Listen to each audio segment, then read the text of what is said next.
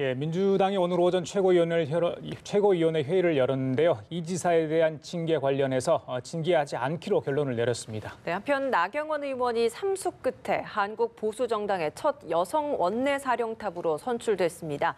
관련한 정치권 소식들 이상희 세명대 교수, 최민희 전 더불어민주당 의원과 함께 짚어보겠습니다. 어서 오세요. 예, 안녕하십니까? 안녕하십니까? 예. 저희들 방금 속보 전해드렸습니다. 이재명 경기지사 관련해서 방금 민주당에서 최고위원 회의를 열었죠. 이해찬 대표 목소리 직접 들으셨는데 당에서 징계하지 않기로 했다고 합니다. 오늘 SNS 통해서 이재명 지사가 평당원으로서 100일 종근하겠다 의사도 밝혔고 또 이해찬 대표에게 직접 전화를 했다고 하죠. 당원권 권리 행사하지 않겠다. 어떻게 보십니까? 결정에 대해서는? 그러니까 이재명 지사가 그런 연락을 해오니까 민주당의 입장에서는 수용하지 않을 도리가 없는 상황 같습니다. 그리고 일단 강제로 당원권을 정지하거나 뭐 탈당시키라는 일부 목소리가 있는데 예. 자발적으로 당원권 정지를 하겠다라고 한 셈이거든요. 그렇기 때문에 이해찬 대표께서 워낙 이 사안이 당내에 예민한 사안이고 특히 당원과 지지자들께서 관심이 많은 사안이잖아요. 그렇기 때문에 당의 화합 차원에서 이재명 지사의 뜻을 수용한 것으로 그렇게 받아들여집니다. 그러니까 이 문제가 워낙 오래 끈 문제고 그리고 애초에 트윗 계정, 정의를 위하여 트윗 계정권은 이게 지지자들 사이에서 상처를 많이 받은 사안이거든요. 근데 저는 개인적으로 경찰 수사가 아쉬웠던 것은 그 선거 시기에 후보의 부인 혼자 그 많은 트윗을 할 수가 없는데 그걸 조금 범위를 넓혀서 그 정의를 위하여라는 트윗에 올라온 정말 악의적인 분노를 자아내는 글들을 누가 썼는지 그걸 밝혀내지 못한 건 되게 아쉽습니다. 그리고 이정열 변호사도 이 점을 지적했더군요. 그래서 이걸 김혜경 씨 혼자 썼다고 특정하기는 어려웠는데 좀 범위를 넓혀서 수사하지 않은 것에 대해서는 아쉬움이 있고 저는 누군가 썼을 거 아닙니까, 그걸? 예, 그러면 그 당사자가 누군지 정말 지지자들과 상처 입은 당원들에게 사과하는 모습을 보고 싶었는데 경찰이 그 과정을 밟지 않은 것은 진짜 안타깝습니다. 예, 검찰은 일단 그 부분에 대해서 기소 중지를 해놨죠. 네. 개정주에 대해서는. 예. 우리 민주당 결과 어떻게? 최 의원님께서 이야기하시기는 조금 부담스러울 것 같아요. 그래서 이렇습니다. 당 지도부가 상당히 이제 고심을 했다는 그 흔적이 여러 가지 있을 수가 있습니다. 예. 그런데 이제 이런 거죠. 여러 가지 문제점 중에서도 당 지도부가 이번에 징계하지 않기로 결정했다는 것은 본질과는 다른 것들이 있다라고 이렇게 보는 것 같아요. 본질은 사실상 해경군 김 씨였거든요. 그래서 그만큼 그 트윗에 문재인 대통령을 폄하하고 비하하고 이런 발언들에 대해서 정서가 굉장히 안 좋았었고 이런 것들이 결국 당내 분열을 자초하게 된 그런 계기가 되셨다. 그래서 이것이 이제 사건의 본질이었는데 이 부분이 일종의 무혐의 처리됐던 데 대해서 좀 가벼움을 느낀 것 같습니다. 그래서 나머지 이제 문제점들은 본 개인에 대한 문제니까 이건 재판을 바라보자라는 그런 점에서 이제 지도부가 좀 편하게 결정했는 것 같고요. 그다음에 또 이제 지적하시다시피 이재명 지사가 본인이 스스로 이제 고개를 좀 숙였습니다. 숙였기 때문에 이걸 이제 형사적으로 개진의 정이 있다라고 이야기를 하지 않습니까? 그런 측면에서 이해찬 대표가 결정에 수월했다 이렇게 봅니다. 그러나 이 사건은 사실상 의원님도 아시겠습니다만 정치적 사건이죠. 정치적 사건인데 정치적으로 해석하자면 이렇습니다. 왜 그러면 이틀 동안 민주당 지도부가 기소가 되는데도 불구하고 이렇게 징계를 하지 않을 수밖에 없느냐, 징계를 안 하는 걸로 결정할 수밖에 없냐 이겁니다. 쉽게 이야기하자면 일반적 언어로 적을 만들기도 그렇고 악을 만들기도 그렇고 라는 그런 묘한 부분이 있습니다. 뭐냐면은 이게 현실적으로 따져보면 이 사건 자체가 기소가 됐다라고 보면은 1년 정도의 대법원까지 가는 시간이 필요합니다. 시간이 필요한 상황에서 그러면 총선이 맞다 했죠. 네. 그럼 민주당이 굉장히 부담이 됩니다. 자, 가정을 해서 봤을 때 민주당이 출당 조치를 하고 징계를 아주 과하게 했으면은 이재명 지사는 본인의 반성에도 불구하고 적으로 돌아설 수 있는 부분이죠. 그러면은 여기에 대해서 민주당을 향해서 정말 비판적인 발언을 쏟아낼 경우에 당이 분열될 수밖에 없는 그런 상황이 되는 거예요. 그러면 총선은 굉장히 힘들어진다라는 겁니다. 그래서 민주당의 고민은 아마 거기에 있었을 것 같아요. 그래서 이걸 과하게 징계하기도 그렇고 그렇다 징계 안 하기도 그렇고 본인이 알아서 해줬으면 좋겠는데 먼저 머리를 숙이니까 그러면 좀 봐주자라고 이야기를 한 것 같은데 이렇게 됨으로 인해서 표현이 조금 과할지 모르겠습니다만 이재명 지사는 정치적 좀비가 될 수가 있습니다. 이러지도 못하고 저러지도 못하죠. 왜냐하면은 차라리 내쳐주면은 본인의 브랜드대로 독자적 활동을 할 수 있는 세력을 만들 수 있을 텐데 이제 그러지도 못하는 거죠. 뭐 재판을 기다려야 되고 당에 대한 협조적 자세도 기다려야 되고 그런 상황이 되니까 정치적으로 조금 저는 좀 부정적으로 좀 평가를 할 수가 있을 것 같습니다. 근데 이재명 지사 스스로는 탈당 의사가 전혀 없다라고 또 기자회견하면서 또 이야기를 했었잖아요. 그러니까 본인 스스로는 나가지 않은 게 더 좋은 거 아니겠습니까? 실리적 계산이 이제 다른 거죠. 실리적 계산이 다른 것인데 결국 이제 정치인의 본인의 목적이 뭐냐 그러면은 내가 앞으로 어떻게 재기를 할 것인가에 대한 부분입니다. 따져봤을 때 진짜 광풍이 몰아치는 그런 바람이 부는 들판에 나가서 하는 것도 좋지만 현실 정치가 그렇게 녹록지 않습니다. 이걸 어떻게 해석해야 되냐 그러면은 광풍이 몰아치는 들판에 나가서 홀로 투쟁을 한다 그러면 팬덤은 생길 수가 있겠죠. 그런데 팬덤은 확장성이 있어야 됩니다. 확장성이 있어야 재기가 가능한데 그 확장성이 팬덤을 지금 가지고 있는 팬덤으로는 확장성이 없다는 거죠. 그렇기 때문에 당에 대해서 여러 가지로 협조적 관계를 유지하는 것이 오히려 뭐 재판이라든가 또 본인의 정치적 입지라든가 이런 것이 유리하다 뭐 이렇게 판단하는 거겠죠. 잘 이번 고비를 넘기면 뭐 대선 주자로서의 그 입지 과거에 가졌던 거 그 뭐 더 견고해지는 겁니까? 아니면 선거법 관련해서 정말 재판에서 최악의 상황이 나오면 본인한테 정치 생명 물론 이제 법적으로 문제가 되겠지만요. 어떻게 예상을 하세요? 이후에 이재명 지사의 정치적 운명.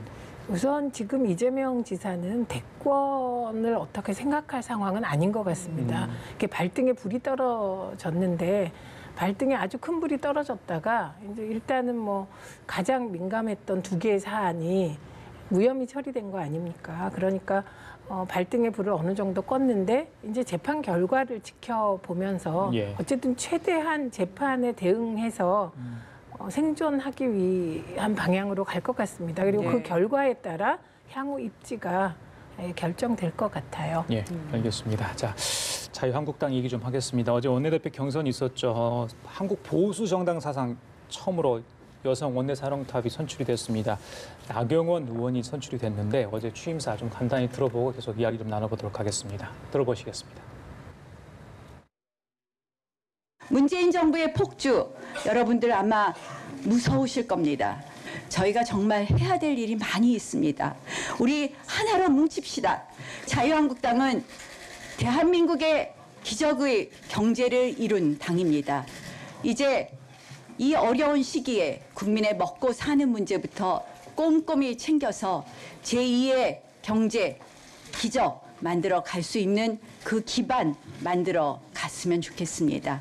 제가 부족하지만 여러분들과 함께하면 정말 자유한국당이 총선 승리하고 그리고 정권 교체할 수 있다고 생각합니다. 예, 최 의원님 어제 표 차이가 많이 났더라고요. 네, 예, 왜 그랬을까요? 그러니까 역시 자유한국당의 주인은 친박이다 이렇게 된 거죠. 그래서 어제 그 결과를 보고 느낀 게 친박은 아직도 힘이 세다입니다. 그래서 친박과 손잡은 나경원 의원이 대표가 된 거고요.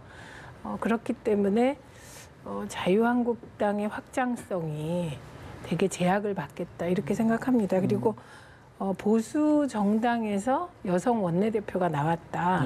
이거는 평가할 만한 일인 것 같아요. 그런데 문제는 저희도 뭐 이렇게 해보면 원내대표를 스타 의원이 했을 때는 또 다른 문제점이 생기는 것 같습니다. 왜냐하면 원내대표는 사실은 본인을 드러내기보다는 협상을 잘하는 사람이 하는 게 맞거든요. 그게 당대표하고 다른 점이거든요. 근데 저렇게 이제 나경원 의원은 스타잖아요.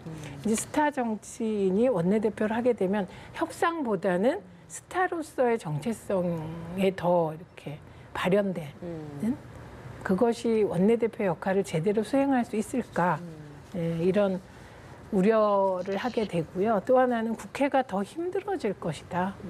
그래서 결과적으로 국민들께서 좀 짜증날 일이 많아질 것 같아요.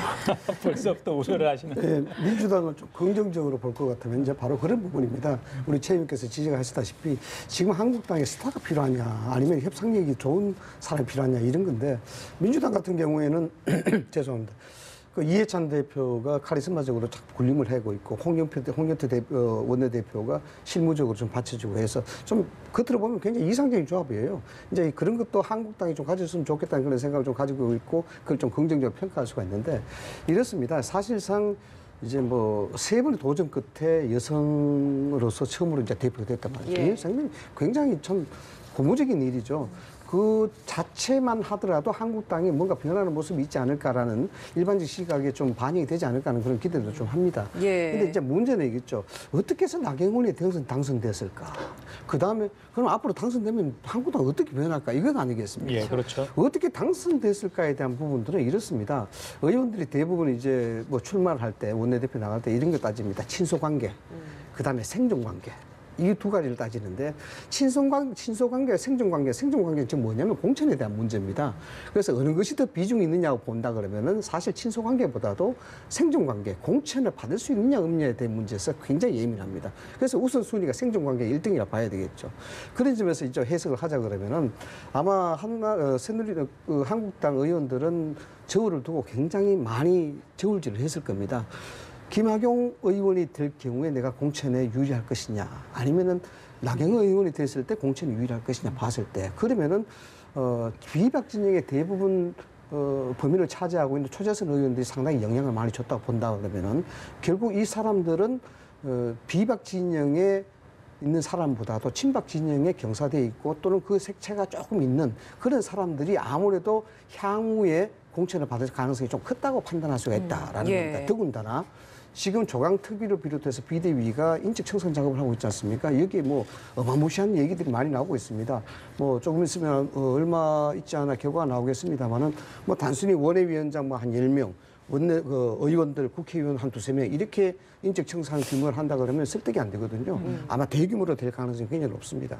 높다 그러면은 그 과정에서 본인들의 이야기, 그 이해관계를 반영할 수 있는 사람이 필요하다는 것이죠. 그것이 김학용 의원보다는 차라리 나경원 의원이 맞다라는 겁니다. 그렇기 때문에 택했다라는 것이고. 그다음 두 번째, 그럼 앞으로 한국당이 어떻게 될 것이냐 이 문제인데 당 지지도가 전체 국민을 보이게 되면 나경원 지지도 체제는 상당히 흔들릴 수밖에 없을 겁니다. 왜냐하면은 사실상 친박당이라는 좀 그 색깔이 다시 한번 짙어지기 때문에 나경원 의원으로서 그걸 돌파를 해야 되거든요. 그런 측면에서 외인 확장을 해야 되는데 그런 부분들을 친박을 옹호하는 그런 입장에 있어서는 그게 힘들다라는 그런 부분. 그다음 당대표에 있어서는 이번에 친박 진영의 색깔이 된 사람이 원내대표 됐으니까 당대표에 있어서는 오히려 개파 색깔이 얕은 그런 비박 진영의 경사돼 있거나 또는 그런 이미지가 있는 사람, 이런 사람들이 당대표 될 가능성이 높다고 봐요. 예. 자, 오늘 고위당정청 회의 홍남기 신임 경제부총리도 처음으로 참석을 했더라고요. 물론 김수현 실장도 참석을 했고요. 경제 관련 얘기를 많이 좀 나눴던 것 같습니다. 특히 이제 홍남기 신임 경제부총리 2기 경제팀이 출발을 했는데 어제 문재인 대통령도 경제사령탑이라서 딱 힘을 이렇게 실어주셨지 않습니까? 원팀을 계속 강조하고 있는데 이전 김동연 전 부총리와 좀 사뭇 달라질까요? 어떻게 생각하십니까? 그러니까 우선은 과거에는 장하성 실장과 김동연 부총리가 투탑인 것 같은 느낌이었잖아요. 근데 이제 경제부총리가 거의 원탑인 그런 경제를 운영하겠다는 것이기 때문에 이 부분은 최저임금 인상 속도 조절 등 뭐 조금 수정으로 가겠다는 메시지라고 봅니다. 그리고 홍남기 부총리의 스타일 자체가 사람을 많이 만나고 소통하고 거기서 답을 찾는 스타일이기 때문에 이제는 뭐 조금 현실 경제를 좀 개선하는데 힘을 쏟겠다 그런 취지로 보입니다. 예. 예산안과 관련된 내용도 발표가 있었는데 사실 이 예산안과 맞물려서 지금 굉장히 국회에서 복잡한 사안 중 하나가 선거제 개편 관련 논의 아니겠습니까? 지금 계속해서 야3당의 당 대표들이 단식 농성도 벌이고 있는 상황인데 이런 상황에서 지금 홍영표 민주당 원내대표 입장에서는 연동형 비례대표제를 좀 기반으로 해서 합의할 의사가 있다. 야3당과 같이 합의할 의사가 있다라는 그렇죠. 걸로 좀 태도가 좀 바뀐 상황인데 네. 어떻게 바라보고 있을까요? 그러니까 민주당 입장으로서는 공을 이제 한국당으로 던지는 셈이 되는 거죠. 우리는 할 생각이 많은데 한국당 당신네들이 문제였으니까 이 부분에 대해서는 한국당이 어떤 식으로든 스탠스 변화를 요구하라 이거 아닙니까? 이건 좀 보면은 표현이 어떨지 모르겠습니다만 약간 좀 비겁하지 않나라는 생각도 좀 듭니다. 왜냐 그러면은 민주당 입장으로서는 어떻게 하겠다는 명확한 입장만 밝히면 되는 거거든요.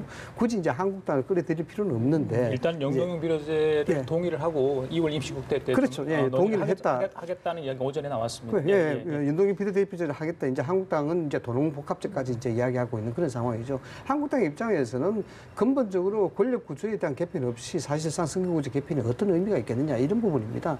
실질적으로 대통령제 하에서 다당제 구도로 가게 되면은 이 부분이 안정할 것이냐에 대한 문제, 대통령제가 그대로 유지시킬까에 대한 문제, 우리 정치 문화의 어떤 선진화에 대한 문제, 이런 복합적인 문제로 인해서 이 부분에 대해서는 충분한 논의와 수기가 필요하다라는 그런 입장이고, 만약에 한다 그러면은 도농복합제를 해야 되겠다. 물론 이 도농복합제도 여기에 당리당략적인 부분이 없지 않아 있습니다. 그런 측면에서 이야기하는 것인데, 지금 당장 손학규 대표가 단식을 하고 있으니까 이 부분에 대해서 사실상 양당 자체가 이걸 관가할 수 없는 그런 부분이거든요. 그래서 지금 당장 어떻게 연동형 비례대표제를 하겠다라고 합의 사항을 타결시킬 수는 없으나, 여기에 대해서 원칙적이고 공식적인 어떤 얘기는 확실히 나와줘야 될 필요성이 있다고 봐야 되겠죠. 그걸 뭐 임시국회를 통하든지 아니면은 뭐 정당 간의 어떤 선언을 통하든지 약속을 통하든지 간에, 그래야만이 지금 이제 경색되어지는 야3당의 연동형 비례대표제에 대한 이 대응, 이 부분을 좀 무마시킬 수 있지 않겠습니까? 네. 어제 이제 민주평화당 의원들이 릴레이 단식 농성 24시간 들어갔고, 오늘 바른미래당 의원들도 이제 들어갔거든요. 그래서 뭐 단식이라는 어떤 그 투쟁 방법에 대해서는 뭐 여러 가지 의견이 있을 수 있겠습니다만은, 빨리 국회가 정상화돼야 되는 게 가장 급선무 아니겠습니까? 해법 좀 있을까요?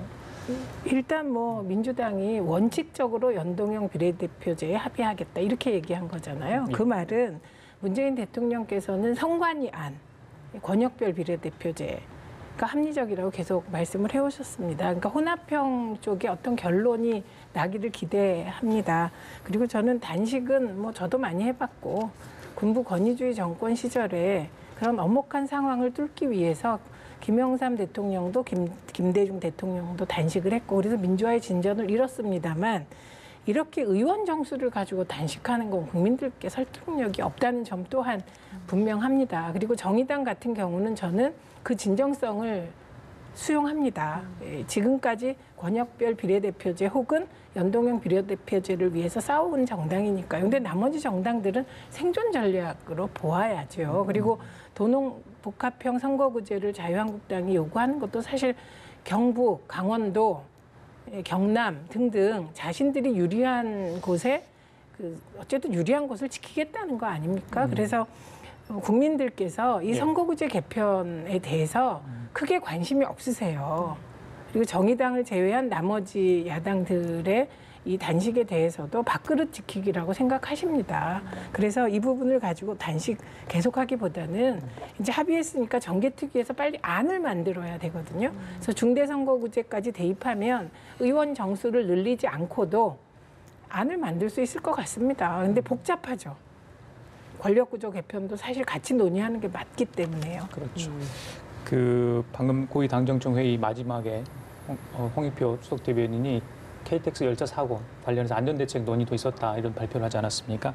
어제 이제 오영식 코레일 사장이 전격적으로 사퇴를 했는데, 그래서 사고 수습을 완전히 한 다음에 나가도 되지 않냐, 뭐 이런 또 일각의 의견이 있는 것 같아요. 어떻게 보십니까, 그 부분에 대해서는? 본인은 황당하겠죠. 책임지고 나가라고 막 공세를 해서 깔끔하게 그만뒀는데 또 나가니까 나갔다고 욕을 하니 본인은 황당할 것 같고요. 이 사안 자체가 무슨 오영식 사장이 독단을 했거나 전횡을 했거나 이런 사안이 아니잖아요. 이건 과거의 잘못된 설계의 결과 구조적인 문제가 나타난 것이기 때문에 저는 워낙 오영식 전 의원이 그런 스타일입니다. 책임져라. 그럼 책임지겠다. 이게 자리에 연연하지 않는 스타일이라 그런 결정을 한 것이지만, 앞으로 코레일은 시설 경영 분리 문제 뭐 등등 너무 복잡한 문제가 많아서 이제 그 정부가, 국토교통부가 코레일에 대해서 근본적으로 들여다볼 때가 됐다, 이렇게 봅니다. 제가 한 말씀 드려도 될까요? 예. 그 부분은 제가 개인적으로 논문을 썼기 때문에 한 말씀 좀 채워낼 수가 있는데요. 대통령이 사과를 한다든가, 또 아니면 고위공직자가 옷을 바꾼다든가, 위치를 바꾼다든가, 경질된다든가, 사표를 낸다든가, 이때는 사실상 자의적으로 할 수가 없습니다. 왜냐하면 공인이기 때문에 그렇거든요. 대통령이 사과를 하거나 고위공직자가 옷을 벗을 때도 정무적 판단을 해야 될 수밖에 없습니다. 네. 왜냐하면 그에 대한 영향 때문에 그렇습니다. 그래서 어떤 시점에 내가 옷을 벗어야 될지, 어떤 시점에 내가 사과를 해야 될지, 지금 이 상황에서 사과를 하게 되면 오히려 사태를 확장시킬 수는 없는지, 또 그러면 이게 진화될 수 있는지 없는지 이 가능성을 판단하는 것이 일종의 정무적 판단이라고 합니다. 예. 그래서 오영식 전 사장의 사태가 오해를 받을 수밖에 없는 게 그럼 왜 지금 옷을 벗어야 되냐에 대한 부분이에요. 실질적으로 고위공직자로서 사건을 발생이 되면 그걸 완전하게 해결하고 난 다음에 옷을 벗어도 충분히 괜찮다. 그리고 또 그래야 되는 것이 공직자의 도리 아니냐라는 그런 일반론적인 측면 때문에 그렇습니다. 그래서 이제 오영식 그 사장의 사표를 보고 일반적으로 하는 얘기가 그러면 결국 총선을 나가기 위해서 좀 더 본인에 대한 흠집이 나기 전에 옷을 벗지 않느냐 뭐 이런 식으로 자꾸 오해를 받고 있는 부분이에요. 그래서 공직자들의 사표라든가 사과 이런 부분들은 실질적으로 그 영향에 대해서 충분히 고려한 후에 하는 게 적합하다. 어차피 나갈 건데 좀 더 그렇죠. 빨리 나간 거라 이런 말씀이신가요? 그러면? 그렇죠. 이제 나가든 안 나가든 그 판단도 해야 되는 부분이지만 그게 자의적으로 혼자서 판단하는 문제는 아니다는 거죠. 왜냐하면 공인이기 때문에 자기 몸이 아니거든요. 그거는 충분히 예를 들어서 뭐 청와대라든가 또 아니면 인민권자라든가 또는 그 내부에 대한 회의라든가 이런 것을 거쳐서 본인에 대한 가치를 합리적으로 판단해야 되는 부분이지 내가 정의로운 마음에서 내가 여기서 그래 좋다. 내가 책임지겠다. 그만두겠다. 이렇게 하면은 그 자체가 악영향이 있다라는 겁니다. 근데 뭐 그렇게 한 것 같습니다. 그러니까 막 조율을 해서 뭐 함께 결정하고 그런 것 같지는 않습니다. 그리고 지금 이제 큰 사고가 나서 거취를 결정하는데 총선에 나가기 위해서 어쩌다 이거는 정말 정치인에 대한 불신이 크다 이런 느낌이 이제 드네요. 일반적으로 오해를 할 수 있다라는 뜻에서 제가 예. 말씀드립니다. 어쨌든 지금 이 시점에 사퇴를 했기 때문에 논란이 일고 있는 것이고 이 시점이라는 것은 그만큼 해결해야 될 근본적으로 풀어나가야 될 문제가 그렇죠. 굉장히 많기 때문이 아닌가라는 생각이 들거든요. 그렇죠. 앞으로 좀 코레일 측에서 좀 어떤 부분을 가장 중점적으로 좀 해결해 나가야 된다라고 보십니까? 가장 이제 급선적인 문제는 지금 발생된 사건에 대해서 구체적이고 명확한 얘기가 나와야 되겠죠. 이것이 정말 인재였는지 지금 뭐 여러 가지 오해 소지가 루머처럼 많이 확산되고 있지 않습니까? CCTV가 왜 없어졌는지, 왜 촬영이 안 됐는지 이런 부분들, 그리고 거꾸로 왜 이렇게 인식이 됐는지 이런 부분, 이런 부분부터 먼저 명확하게 밝혀야 되는 부분이고요. 여기에 대해서 일각에서는 인원이 부족하기 때문에 문제가 있었다라고 하는데 사실상 인원 문제만 여기에 고질적인 문제는 아니죠. 여기에 대해서 뭐 대충 그 비율을 보니까 이렇게 기차가 노후화되는 그런 현상도 있고 그 다음에 시설에 대한 노후화 이런 부분도 굉장히 많더라고요. 이런 것들을 소상회에서 국민들한테 알리고 여기에 대한 대책을 종합적으로 빨리 만들어서 하는 것이 맞다고 봅니다. 코레일 사장 그 낙하산 임명과 관련된 부분에 대한 지적은 개선될 필요 없다라고 보십니까? 아니 개선이 필요하겠죠. 전문가이면서 정치인이면 더 좋겠죠. 예, 근데 이게 낙하산 문제는 아닌 것이 이게 코레일 출신의 철도 전문가가 있을 때도 그렇게 평가가 좋지를 않았다는 거예요. 그러니까 이제 구조적으로는 시설과 경영이 분리되어 있는데 이건 이제 전반적인 기관 시설 민영화 흐름 속에 분리하는 게 더 낫다고 생각해서 분리했는데 분리해 보니 또 이런 문제가 발생하는 겁니다. 그러니까 어떤 결정을 하더라도 그건 순기능과 역기능이 있는데 이 시설과 경영 분리가 과연 옳았는지부터 꼼꼼하게 점검을 해야 된다는 말씀이죠. 예, 알겠습니다. 지금까지 최민희 전 더불어민주당 의원, 이상희 세명대 교수 두 분과 함께 얘기 나눠봤습니다. 말씀 잘 들었습니다. 고맙습니다.